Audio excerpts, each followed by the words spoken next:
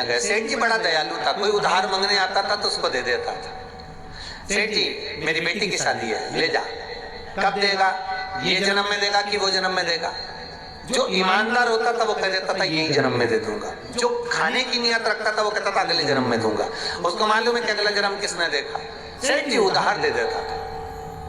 अब उधार देता रहा। एक चोर को मालूम पड़ गया सेठ जी के पास बहुत धन है, उधार देता है। तो चोर ने कहा चलो अपन उधार भी ले लेंगे, तिजोरी भी देख लेंगे, रात को जाएंगे सब माल चुरा लेंगे। चोर गया, सेठ जी मेरी बेटी की शादी है, 25,000 रुपए की जरूरत है। सेठ जी ने कहा ले ले।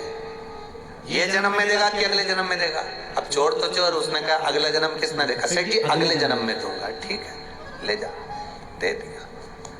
उसने तिजोरी देख ली। रात को चोर आया चोरी करने के लिए। सेठ जी क्या बहुत सारी भैंस बंधी हुई थी, उस भैंस के तबेले में चोर घुस गया। उसने कहा सेठ जी जाएंगे, रात को इनकी तिजोरी का माल चुरा लूंगा।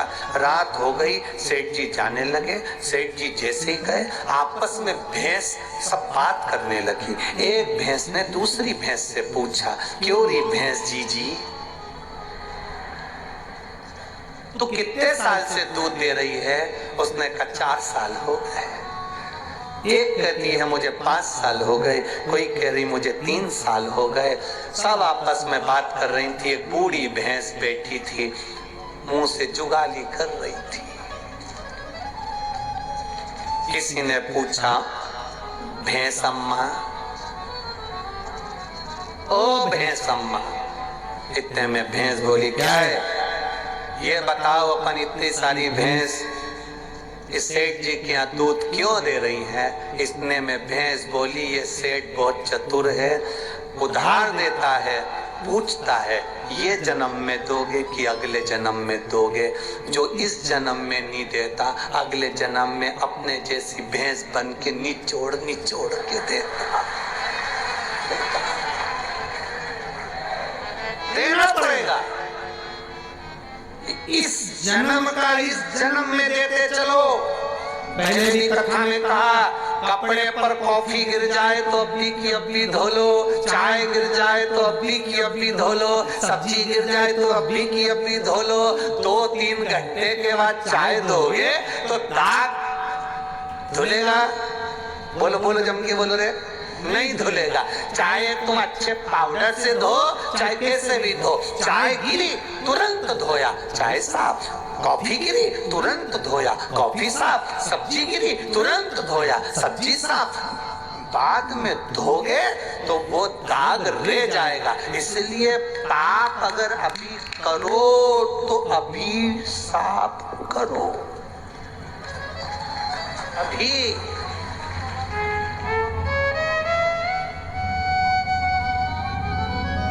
लोग कहते हैं, सियोर वाले महाराज कहते हैं गुरुजी आप कहते हो रोज मंदिर जाया करो। क्यों जाए हम मंदिर रोज? रोज चाय गिर रही है, रोज कपड़ा तुरंत साफ करो। रोज मोबाइल पे दिन भर झूठ बोलते हो, इसलिए एक लोटा जल चढ़ा के साफ।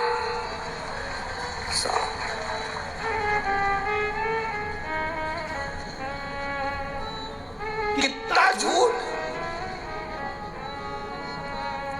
अभी वो तो भगवान भला करे, वो पायलट का वो तो गाड़ी ला रहा था, वो एक गाड़ी वाला पीछे डब्बा बंधा और यहाँ ऐसा कुछ लगा उसके कान में। भगवान जाने क्या क्या फंसा के रखे थे।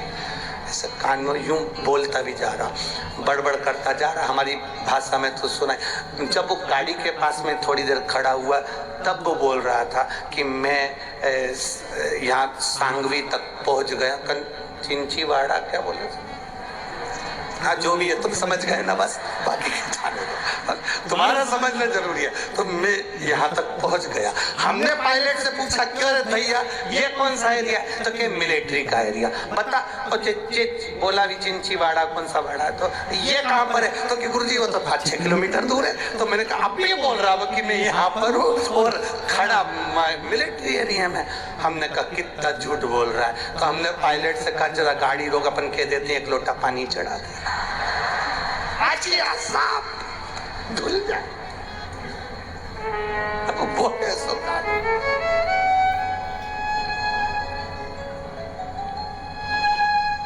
अभी चाय गिरी अभी धो लो, पानी की सब्जी गिरी धो लो, अभी की अभी कॉफी गिरी धो लो, कपड़ा साफ। रोज पाप करते हो तो रोज शंकर जी के मंदिर जाके एक लोटा जल चढ़ा के अपने पाप को रोज धो लो, कपड़ा साफ, रोज साफ, क्लीन।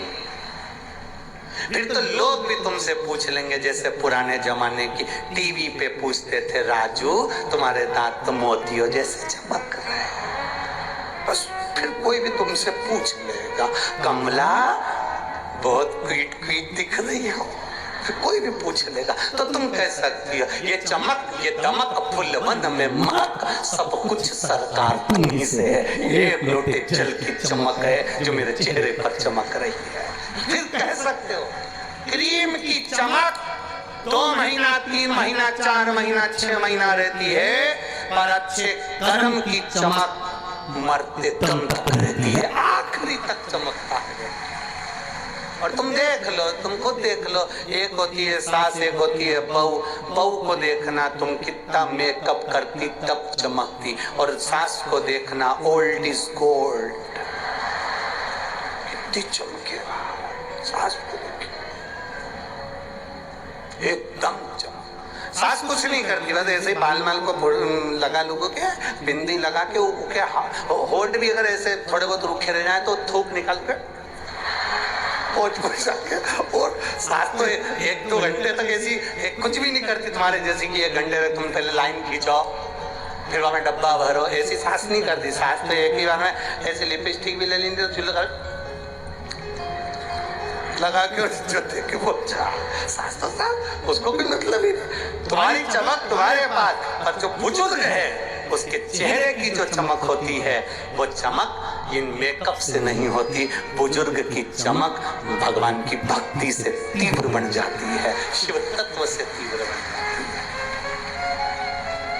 शंकर की उदारता से तीव्र बन जाती है। ये चमक ये दमक फुलवन में महक सब कुछ सरकार तुम्हीं से है। तो ये हम अगर आज पाप कर रहे हैं तो आज धोते चलो, हम आज झूठ बोल रहे हैं आज पुण्य करते चलो, आज हमने गलत किया तो उसको पुण्य करते।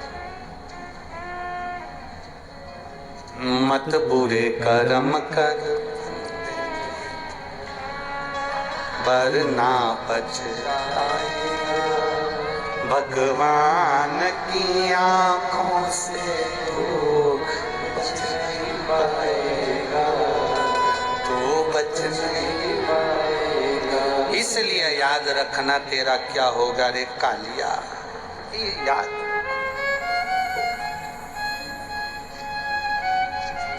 होना। अपनी चित्त वृत्ति को परमात्मा में। देवादिदेव महादेव से माता पार्वती जी ने पूछ लिया कि ये तो पापी जीव है, चोरी करता था, गलत काम करता था, और इसको तुम नंदी पर बिठा कर लेकर आ गए, इसको तुम यहाँ लिया, नंदी पर बिठा कर लेकर आ गए, नंदी पर लेकर आए।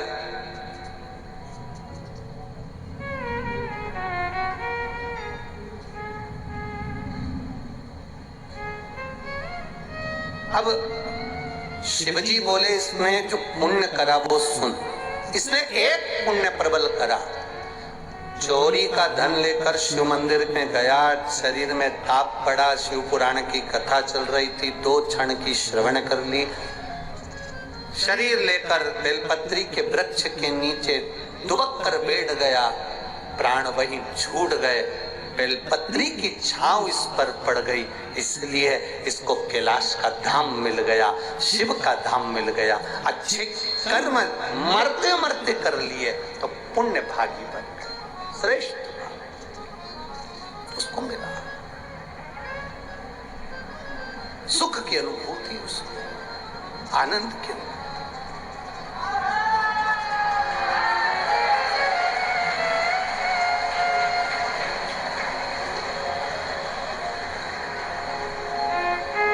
बोल गंगेश्वर महादेव की, हर हर गंगे। शिव तत्व की प्राप्ति है। पार्वती जी ने शिव जी से जब बात करी, संवाद किया, कहा, निवेदन करा, प्रार्थना, बाबा मेरे मन है शिव जी ने पूछा क्या? क्या पापी से पापी जीव भी अगर बेलपत्री के वृक्ष की छांव के नीचे आ जाता है तो उसका कल्याण हो जाता है? क्या उसकी मुक्ति हो जाती है, उसका मोक्ष हो जाता है? बाबा कहते हैं सुनो पार्वती, जिसके आंगन में, जिसके घर में एक बेलपत्री का पौधा होता है, जिसके आंगन में, जिसके घर में एक बेलपत्री का पौधा होता है, या उसने आंगन में या घर में बेलपत्र ना लगाई हो, किसी मंदिर में, देवालय में, शिवालय में, बगीचे में, बाग में, सरोवर के तट पर, बावड़ी के तट पर, जंगल में, कहीं किसी स्थान पर अपने जीते जी अगर उसने एक बेलपत्री का पौधा लगाया होता है, शिव जी कहते हैं उस जीव का दूसरी बार पृथ्वी पर जन्म नहीं होता, वो शिव धाम को चला जाता है, शिव धाम को चला।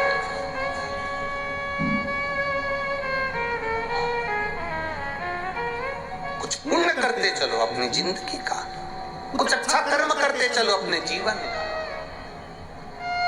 आप लोग अगर शिव महापुराण की कथा को सुनने के लिए आते हो, हम आपसे कहते हैं कि 2 पानी की बोतल लेकर आना, अपना साथ कुछ शिव भक्तों का मुंह झूठा कराने का लेकर आना। बोलते हैं कि नहीं बोलते? कि मिला मौका, अपने नगर में अगर कोई आया है तो भूखा ना रहे, एक बिस्कुट का पुड़ा ही दे देना, भले एक टॉफी दे देना, पर मुंह झूठा जरूर। आज एक और बात कहेंगे, इस बारिश के मौसम में अगर कथा सुनने आओ तो छाते भी 2 लेकर आना। कम से कम अगर कहीं बैठे हो और कहीं नहीं है पंडाल में व्यवस्था, नहीं हो पाई कोई व्यवस्था, तो आप ले भैया तू लेके बैठ जा, हम जाए जब हमें दे देना हो, वापिस हमें देना, हम वापिस रख लेंगे। फिर दूसरे बैठने का साधन।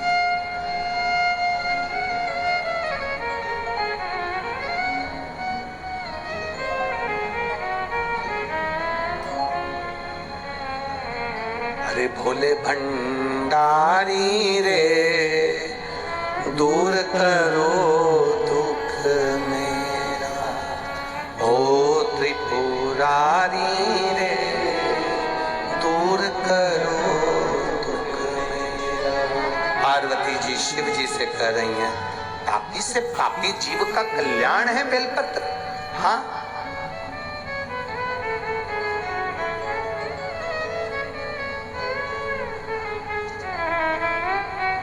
जब से शिव महापुराण की कथा में कहा गया कि शंकर जी पे चढ़ी हुई बेलपत्र उठाकर खा लेना चाहिए, बीपी, शुगर, थायराइड, गठिया, सबके लिए जो हमने कहा, जब से शिव महापुराण की कथा में कह रहे हैं कि शंकर पर चढ़ा हुआ जल पीना चाहिए, तब से कई रिसर्च सेंटरों में रिसर्च चालू हो गया कि बेलपत्री में ऐसा क्या है, शंकर पर चढ़े हुए जल में ऐसा क्या है, रुद्राक्ष का गला हुआ जल शंकर को चढ़ाने पर पीने में रुद्राक्ष में ऐसा क्या है। कई रिसर्च सेंटर रिसर्च करने में लग गए, और जब वो रिसर्च करे तब उनको मालूम पड़ा कि एक बेलपत्री में वो बल होता है कि थायराइड, शुगर और बीपी को कंट्रोल कर लेता है। तब उनको मालूम पड़ गया। शंकर भगवान पर शिवलिंग पर चढ़े हुए जल में वो तेज पुंज होता है। शिव जी पे चढ़े हुए शंकर भगवान के शिवलिंग पर बेलपत्र चढ़ती, धतूरा चढ़ता, पुष्प चढ़ता, उसका जो जल अगर मिल भी गया, स्पर्श हुआ, जल भी हमारे को प्राप्त हुआ है, तो उसका फल क्या हो, उसको आनंद तब प्राप्त हो।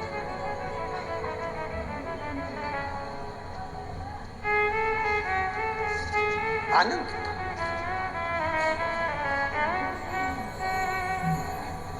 एक पत्र आया है,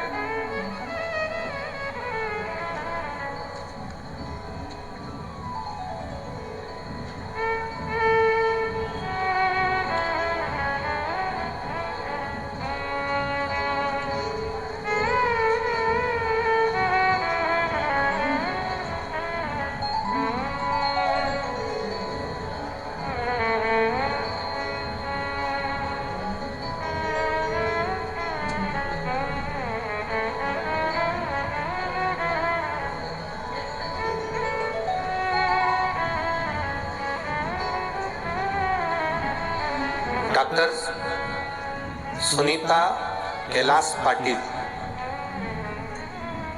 डॉक्टर सुनीता कैलाश पाटिल कहीं बैठी हैं? बैठी हो तो हाथ हिला सकती हैं। Doctor Sunita Kailash Patil, Nashik, Maharashtra. Mobile number ये है, कहीं बैठी हो तो अपना हाथ हिला सकती है जहां कहीं भी बैठी हो। गुरुजी, मैं होम्योपैथी डॉक्टर सुनीता कैलाश पाटिल, गुरुदेव। हम लोग दवाई से बीमारियां ठीक कर सकते हैं, लेकिन गुरुदेव जीवन में बीमारियों से ज्यादा जिनको चुनौतियां आ जाती हैं, जहां एक लिखा पढ़ा इंसान भी निराश हो जाता है।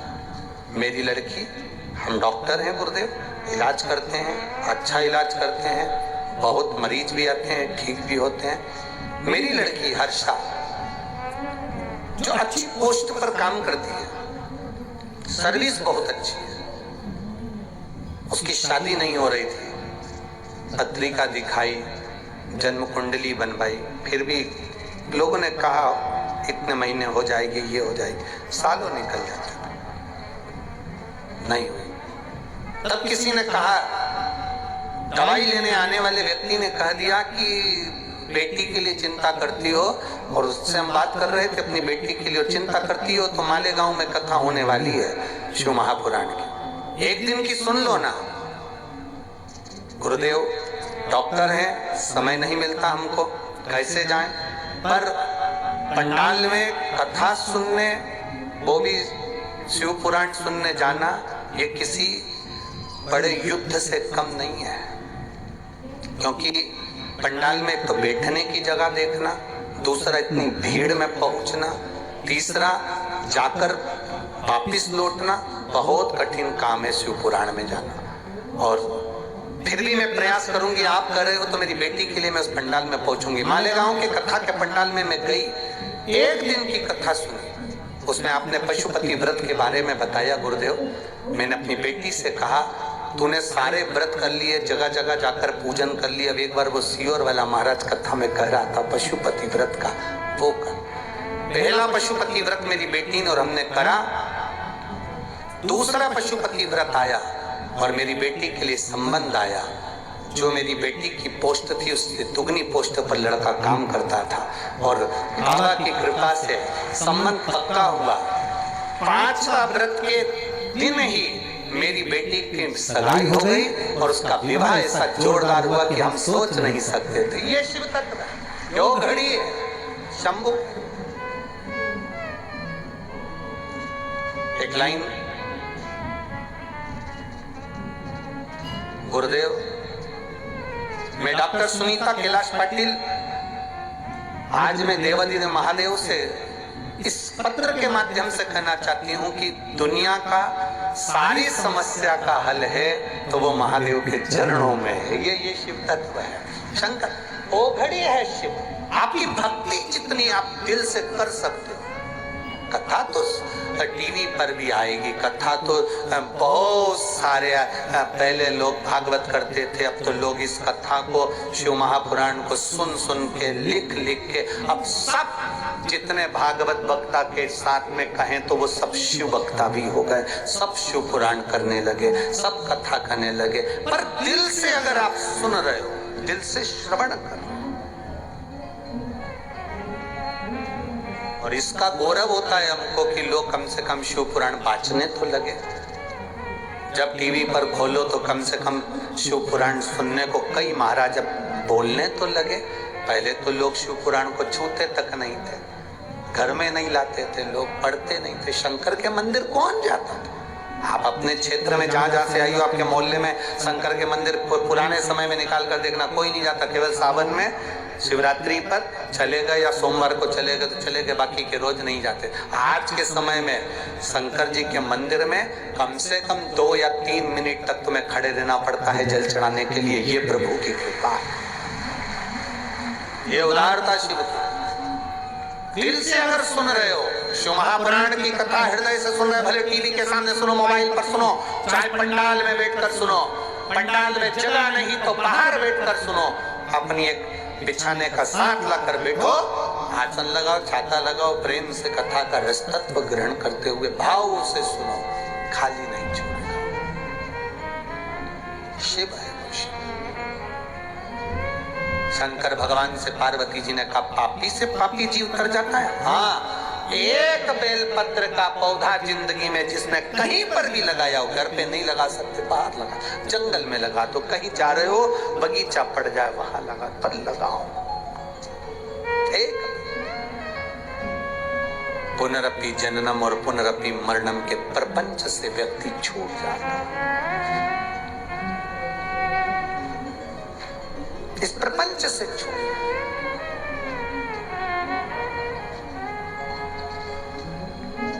पार्वती जी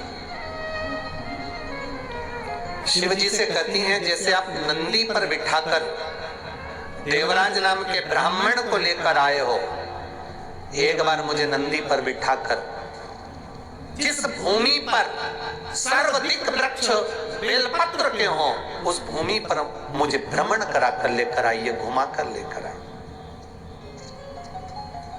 अभी आपको कहा था, जहां पर मयूरेश्वर विनायक विराजमान है, अष्ट विनायक में से एक, वो पूरा मोरगांव सत्तूर बेलपत्री के वृक्ष थे, जहां पर देवाधिदेव महादेव माता पार्वती को नंदी पर बिठाकर भ्रमण कराने लेकर आए। एक स्थान पर शंकर भगवान पार्वती को लेकर बैठ गए, नंदी से कहा, नंदी तुम भ्रमण कर कर आओ जब तक हम यहाँ विराजमान है। नंदी घूमने के लिए गए। नंदी उस बेलपत्री के वन में जब घूम रहे थे तो नंदी ने क्या देखा कि एक स्त्री कराह रही है, एक स्त्री कराह रही है। कराह का मतलब है कि वो पुकार रही है, करा रही है, कांप रही है। कोई दर्द होता है, कोई कष्ट होता है तो व्यक्ति कराहता है, करा रही। नंदी को समझ में नहीं आया कि ये कौन स्त्री है जो इतनी करा रही है, ये कौन स्त्री है जो इतनी कांख रही है, इतनी चिल्ला रही है। थोड़ी देर बाद नंदी ने देखा कि स्त्री तो करा रही थी, थोड़ी देर बाद नंदी क्या देखते हैं कि वहां बहुत सारे मोर, वो भी करा रहे हैं, वो भी पुकार रहे हैं, वो भी चिल्ला रहे हैं, मोर भी करा रहे हैं।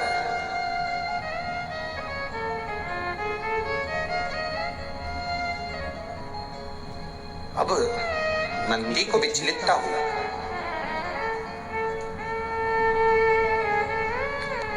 आप लोग तो अष्ट विनायक की इस पवित्र भूमि पुणे में रहते हो, आप लोगों को तो ये कथा जरा ज्यादा याद होगी, क्योंकि आप लोग मयूरेश्वर विनायक तो गए हो सभी लोग, तो गए होगे तो आप लोगों को ये कथा तो ज्यादा मालूम होगी। हम लोग तो केवल मुद्गल पुराण, गणेश पुराण, शिव पुराण और ब्रह्म वैवर्त पुराण की, इन चारों पुराणों में से ये पवित्र कथा आपको सुना रहे हैं। कोई आपसे पूछे कि गुरुजी ने अष्टविनायक की कथा काय में से सुनाई, ये पूरा चरित्र काय में से सुनाया, तो आप कह सकते हो मुद्गल पुराण में से श्रवण कराया, आप कह सकते हो ब्रह्म वैवर्त पुराण में से, गणेश पुराण में से, शिव पुराण में से श्रवण कर। मुद्गल पुराण कह रही है बहुत सारे मोर करा रहे हैं, बहुत सारे मोर करा। एक स्त्री कराती, नंदी के मन में भाव आया कि स्त्री करा रही है, स्त्री पुकार रही है, स्त्री रो रही है, तो नंदी के मन में आया कि ये स्त्री करा रही है, इससे जाकर पूछूंगा। पर थोड़ी देर में नंदी ने क्या देखा कि बहुत सारे मोर भी करा रहे हैं, बहुत सारे मोर भी रो रहे हैं, बहुत सारे मोर भी पुकार रहे हैं, वो भी कराहने लगे। नंदी विस्मय में पड़ गए, विस्मय में पड़ गए। अब थोड़ी देर बाद नंदी विस्मय में पड़े,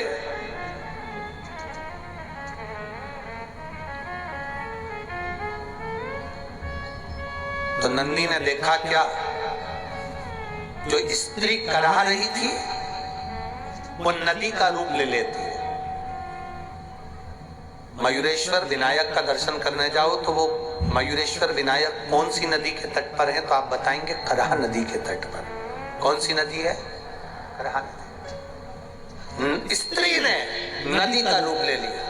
थोड़ी देर बाद नंदी ने देखा कि मोर ने बेलपत्र के वृक्ष का रूप ले लिया, किसी ने कोई दूसरे वृक्ष का रूप ले लिया।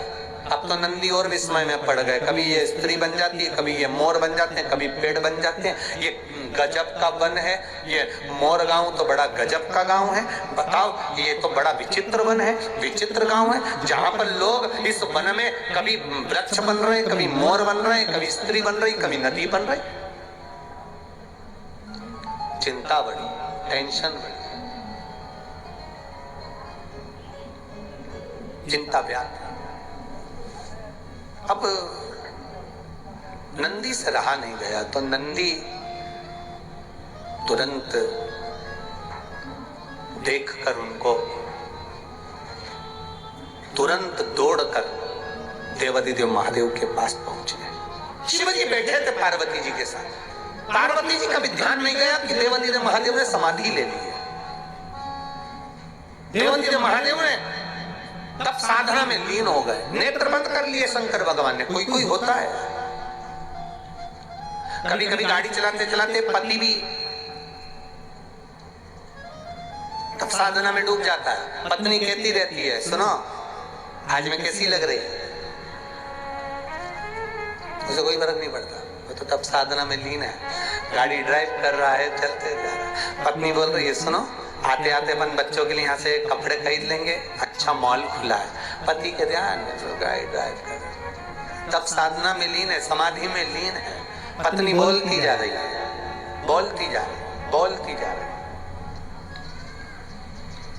और जब फिर पत्नी चिल्ला के बोली तब साधना टूटी, तब टूटी। कल वो कल सारी दुनिया में हिंदी दिवस मनाया। बोलो, अरे बोलो तो जम के, मनाया कि नहीं मनाया? कौन सा दिवस था? हिंदी दिवस। लोग कहते हैं अंग्रेजी भारी होती है, अंग्रेजी बड़ी प्रबल होती है। हम भारत के निवासी कहते हैं हिंदी बड़ी प्रबल होती है। तो उन्होंने, किसी ने पूछा हिंदी कैसे प्रबल होती है? हमने कहा किसी के भी घर में चले जाओ, जब झगड़ा हो रहा हो तो पत्नी एक ही बात कहती है, बार बार नहीं समझाऊंगी, एक बार अच्छी हिंदी में समझा दी ना तो फिर मत बोल। बस कुत्ते में पति समझ जाता है कि हिंदी बोल्ड है, हिंदी प्रबल है।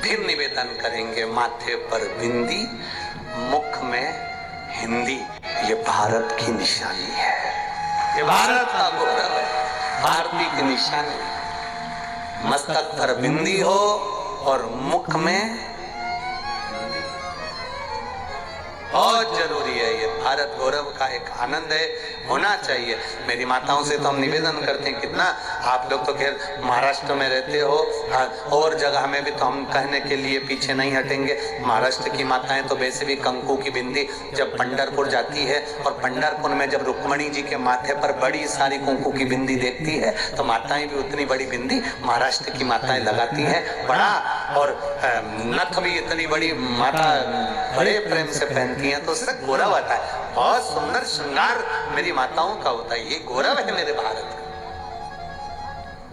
गौरव।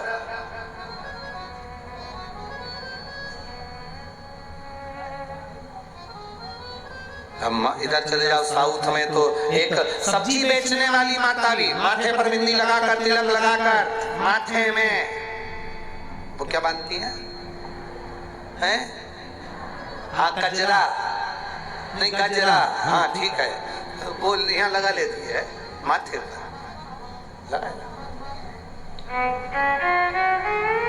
फिर वही वाली बात आ गई स्वामी विवेकानंद जी से। विदेश में किसी ने पूछा कि तुम्हारे यहाँ स्त्रियां हाथ नहीं मिलाती, तुम्हारे यहाँ स्त्रियां किसी के सामने नहीं आती, तुम्हारे यहाँ स्त्रियां किसी पुरुष से बात नहीं करती। स्वामी विवेकानंद ने कहा, तुम्हारे यहाँ की रानी किसी से बात करती है? तुम्हारे यहाँ की रानी किसी से हाथ मिलाती है, तुम्हारे यहाँ की रानी किसी पुरुष से बात करती है। स्वामी विवेकानंद ने कहा, तब वो विदेशी कहता है वो रानी है। स्वामी विवेकानंद जी कहते हैं हमारे भारत की एक एक महिला रानी है, इसलिए हाथ नहीं मिलाती है।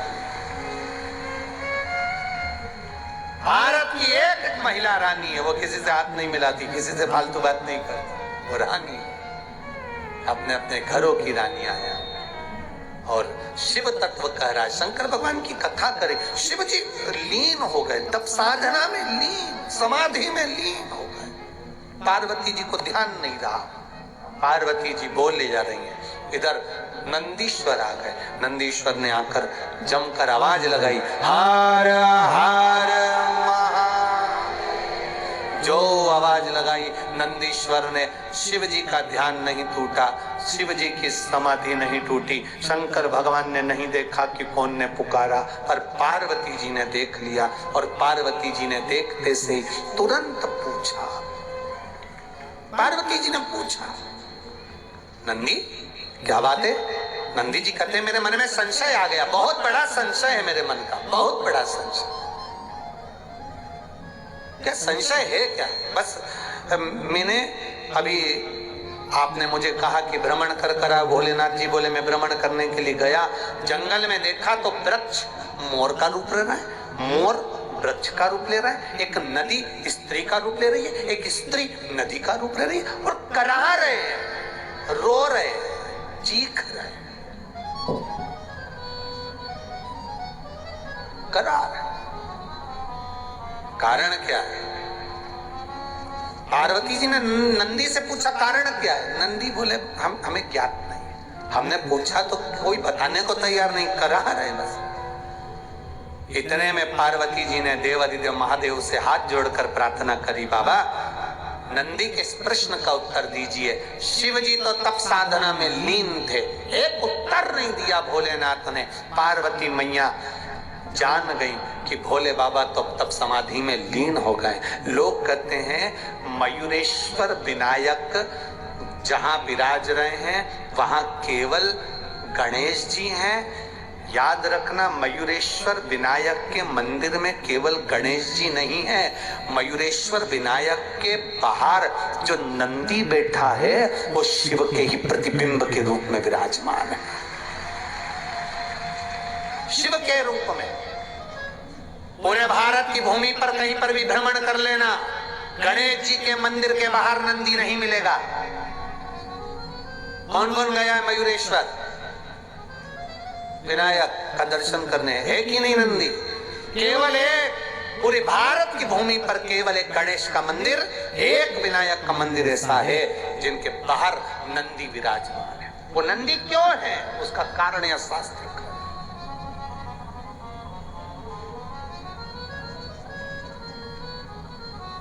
ये पूना की भूमि, ये पुणे की जो धरा है, ये पुणे की जो भूमि है, ये कोई साधारण भूमि नहीं है। यहाँ बहुत देवताओं ने आकर तप साधना करी, मेरे महादेव की पवित्र भूमि है। एक शिवलिंग का वर्णन तो हमने अभी पिछली कथा में भी वर्णन किया था, पुणे के पास में। पुणे से शायद औरंगाबाद जाते हैं तो वहां एक शिवालय पड़ता है जहां भक्त के लिए नंदी थोड़ा सा खसक गया। उस शिवलिंग का भी हमने वर्णन किया। यहाँ नजदीक इतने शिवालय, पुणे की पावन धारा के आसपास में जितने शिवालय का आप दर्शन करोगे, जितने अष्टविनायक का दर्शन करोगे, पुणे के आसपास के क्षेत्र में कहीं भ्रमण के लिए जाना। लोग कहते हैं हिल स्टेशन चलो, घूमने चलो, यहाँ चलो, वहां चलो। हम उनसे कहते हैं एक बार पुणे में आइए और किसी भी शिवालय में बैठ जाइए, आपको वही हिल स्टेशन का आनंद आएगा। जिस शिवालय में बैठोगे शंकर की भक्ति में, उस आनंद को आप पाओगे, उस भक्ति को आप पाओगे। शिव तत्व की प्राप्ति। महाराज अब पार्वती माता बोल रही है, शिव सुन नहीं रहे, शंकर भगवान समाधि में लीन हो गए। पार्वती जी ने नंदी से कहा, नंदी तुम एक काम करो, जाओ जाकर जरा मालूम करो कि उस स्त्री को दुख क्या, उन मोरों को तकलीफ क्या, क्यों करा रहे, पूछो जरा जाकर।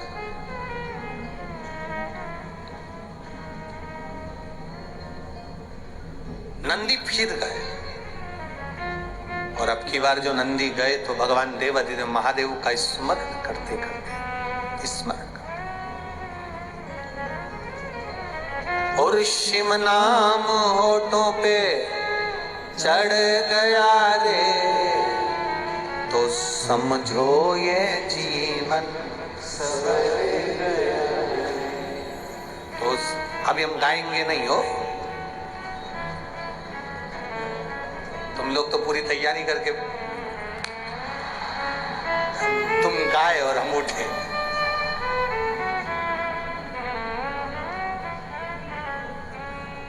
हरे शिव नाम होठों पे अरे चढ़ गया रे, तो समझो ये जीवन। चलो अच्छा 5 मिनट अब तुम लोग खड़े हो ही गए हो तो ठीक।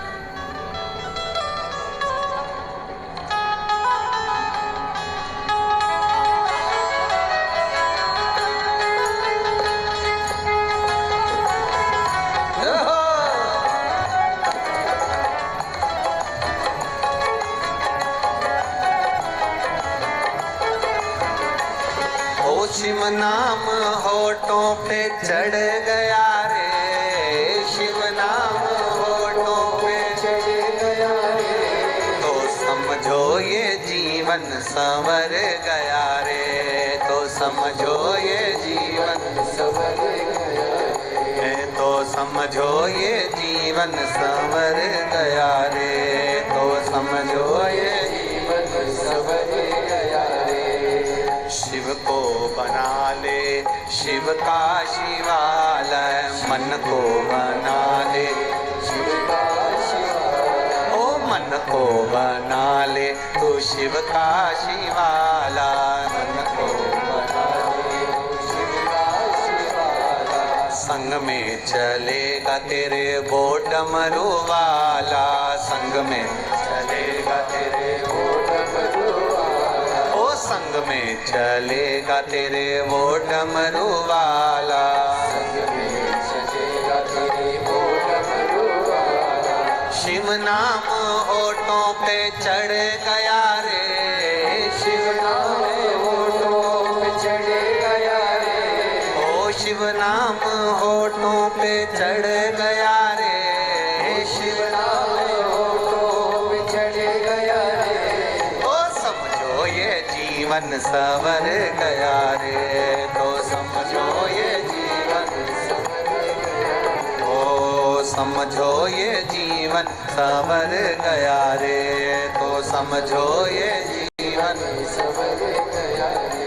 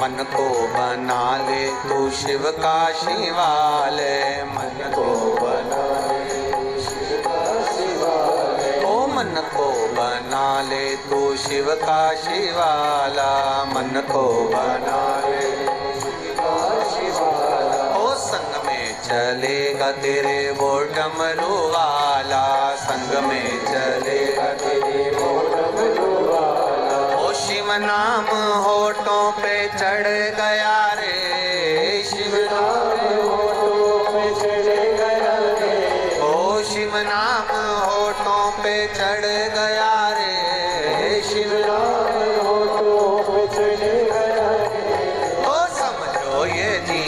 सवर गया रे, तो समझो ये जीवन सवर गया, तो समझो ये जीवन सवर गया रे, तो समझो ये जीवन सवर गया, तो समझो ये जीवन सवर गया रे, तो समझो ये जीवन सवर गया। हार अपने स्थान पर बैठकर बाबा देवाधिदेव महादेव उससे अपने हृदय की बात बड़े भाव के साथ दिल से कहे, प्रार्थना करें शिव जी से भाव के साथ। श्री शिवाय नमस्तुभ्यं, श्री शिवाय नमस्तुभ्यं, श्री शिवाय नमस्तुभ्यं, श्री शिवाय नमस्तुभ्यं, श्री शिवाय नमस्तुभ्यं। भोला सब दुख का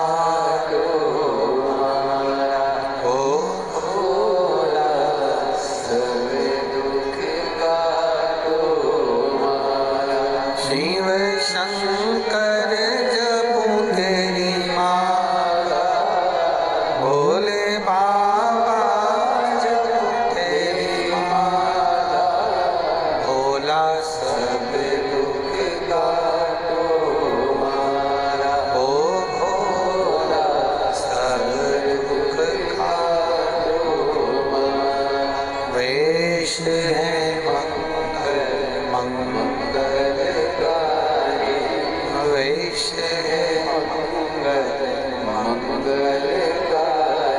शमशान वासी हमारा, शमशान वासी हमारा, भोला सब दुख काटो मारा, ओ भोला सब दुख काटो।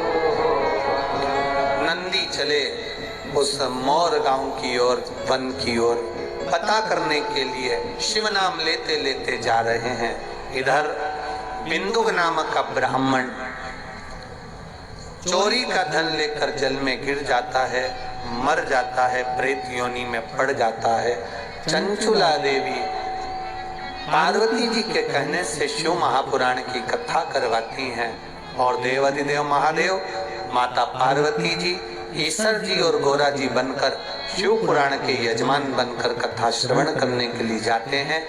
ईश्वर जी गोरा जी पधार रहे हैं, जोरदार ताली बजाएं।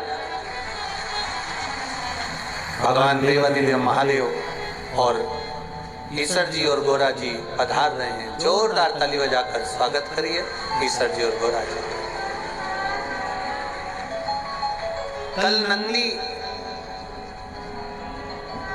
पार्वती जी से क्या कहता है और मयूरेश्वर विनायक कब आते हैं, क्यों आते, किस लिए आते हैं, ऐसे पावन प्रसंग को अपन कल की कथा में आगे बढ़ाएंगे। अष्ट विनायक शिव महापुराण की कथा बड़े भाव से आप श्रवण कर अपने जीवन को सार्थक बनाएं। कोई भी सोने की रकम पहनकर कथा पंडाल में ना आए, जो भी आए अपनी गाड़ियों से धीरे धीरे अपने घर की ओर जाए, धक्का मुक्की ना करें। आरती होने के बाद अपने अपने घर की ओर सभी लोग जाएंगे। आज की कथा विराम ले रही है, कल फिर कल की कथा कितनी बजे होगी, 1 बजे से 4 बजे तक। परसों फिर वापिस 2 बजे से 5 बजे तक, परसों से चालू होगी 2 से 5, पर कल की कथा 1 बजे से 4 बजे तक रहेगी। जो पत्र आज के रह गए हैं, इन पत्रों को कल पढ़ा जाएगा, तो इन पत्रों को हम रख लेते हैं कल के पढ़ने के लिए। हर जय जय श्री राधे। सभी भक्तों को हर हर महादेव, सदा जय श्री कृष्णा, श्री शिवाय नमस्तुभ्यम। व्यासपीठ को नमन करते हुए हम सबके प्रिय, हम सबके लाडले ठाकुर कल्लू जी महाराज के चरणों में नमन करते हुए, परम सत्य परम आदरणीय विश्वविख्यात पूज्य गुरुदेव के पावन चरणों को नमन करते हुए और आप सभी शिव भक्तों के चरणों में नमन करते हुए सुंदर आज प्रथम दिवस की कथा हम सभी ने श्रवण करी। और जैसा कि आप सभी को ज्ञात है, कल कथा का समय दोपहर 1 बजे से 4 बजे तक रहेगा। इस बात का आप विशेष ध्यान रखें। आस्था चैनल पर भी 1 बजे से 4 बजे तक कथा आएगी और पुणे की इस पावन धारा से भी 1 बजे से 4 बजे तक हम कथा श्रवण कर कर अपने जीवन को कृतार्थ करेंगे, आनंद में करेंगे। सुंदर आरती का समय हो चुका है। आरती में जिन भक्तों के नाम मंच से लिए जाएंगे वे अति शीघ्र मंच पे पधारे। श्री राजेंद्र जी साहा जी बड़े ही आदर और सम्मान से मंच पे पधारे। श्री मनोहर जी डोरे माई जी डोरे, श्री वीरेंद्र जी सोनवाने शारदा जी सोनवाने, श्री संतोष जी कामले द्रौपदी जी कामले, श्री अंबरनाथ जी कामले सुजाता ताई जी कामले, श्री सागर जी अंगोलकर रवीना जी अंगोलकर, श्री महेश जी जगताप पल्लवी जी जगताप, श्री संजय जी कूटे निर्मला जी कूटे, श्री संजय जी जगताप कावेरी जी जगताप, श्री नवनाथ जी जम्बूलकर शोभा जी जम्बूलकर, श्री राहुल जी जवलकर वैशाली जी जवलकर बाला साहेब जी देवकर निर्मला जी देवकर, श्री सखाराम जी रेडकर मनीषा जी रेडकर, श्री संतोष जी डोरे द्रौपदी जी डोरे, श्री अशोक जी कबड़े संगीता जी कबड़े, श्री शशिकांत जी कदम सुषमा जी कदम, श्री हर्षल जी डोरे अनुश्री जी डोरे, श्री नरेश जी जगताप सुरेखा जी जगताप, श्री सुरेश जी ताबरे अनीता जी ताबरे, श्री नकुल जी डोरे नेहा जी डोरे, श्री विक्रम जी नलवाड़े विजया जी नलवाड़े, बड़े ही आदर और सम्मान से मंच पे बता रहे। सुंदर आरती का आनंद हम सभी मिलकर लेंगे। जय जय श्री राधे, हर हर महादेव, श्री शिवाय नमस्तुभ्यं।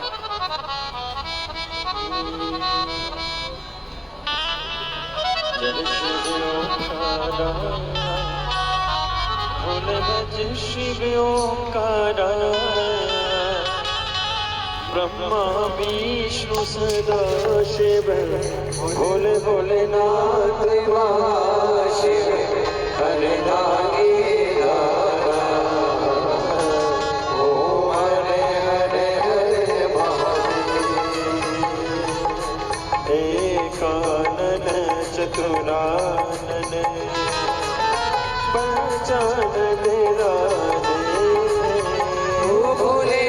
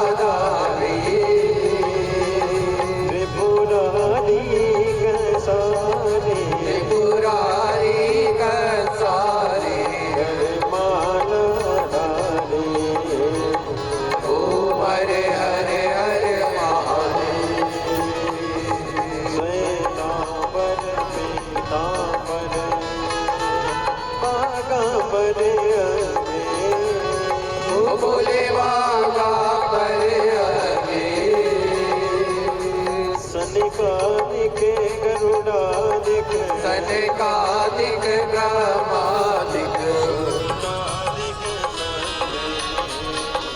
ओम हरे हरे हरे महादेव।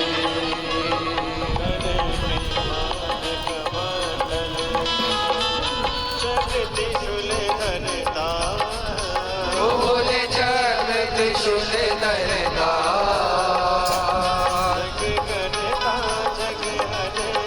जग करता जग हरता,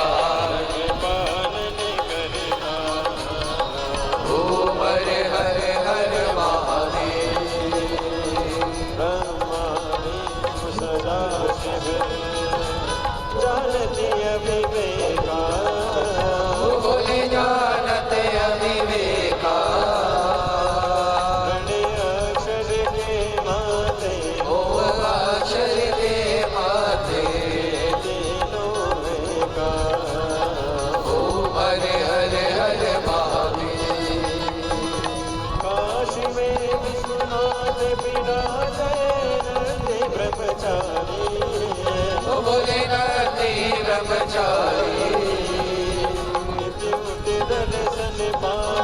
रुचि रुचि भोग लगावत ओ हरे हरे हरे महादेव त्रिगुणी स्वामी ज्ञान जो कोई नर गावे ओ बोले जो कोई नर गावे शिवानंद स्वामी जपत हरारे स्वामी संपत्ति पावे ओ हरे हरे हरे महादेव ओ बोले भज शिव ओंकारा ओ शिव पार्वती का प्यारा ओ शिव ऊपर जलधारा ओ शिव ओढ़े व्रतशाला ओ बोले भाग पियन वाला ओ बोले दीन नयन वाला ओ बोले नयन वाला ओ बोले वादन प्रतिभाला ओ बोले देवो यव प्यासा ब्रह्मा विष्णु सदा शिव बोले बोले नाथ महाशिव हरे लाली दाना ओ हरे हरे हरे महादेव कर्पूरे गौरव करुणावतारम संसारि सारम बुद्धिग्रहं सदा वसन्तमेन्द्राले विरुदे भवं भवानी सहितं नमामि लक्ष्मीं केशवं राम नारायणं कृष्णामोदरं वासुदेवं श्रीरामभद्रं गोपिकावल्लभं जानकी नायकं श्रीरामचन्द्रं हरे राम राम राम हरे हरे हरे कृष्ण कृष्ण हरे राम राम राम हरे हरे कृष्ण कृष्ण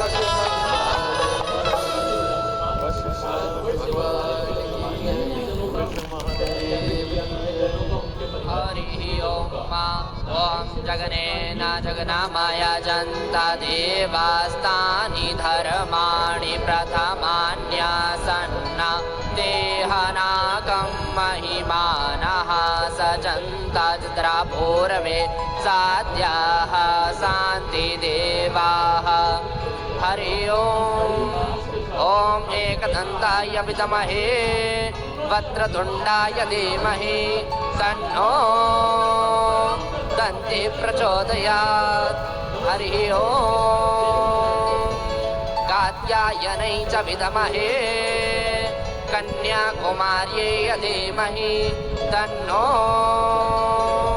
श्रीदेवी प्रचोदयात् हरि ओम तत्पुरुषाय विद्महे महादेवाय धीमहि तन्नो श्रीरुद्र प्रचोदयात् ॐ नानासुगन्धिपुष्पाणि यथा कालोद्भवानि च पुष्पाञ्जलिर्मया दत्ता गृह्णतां शिवशङ्कर श्रीशां दशवाय नमः मन्त्रपुष्पाञ्जलिं समर्पयामि। कृष्णाथ भगवान की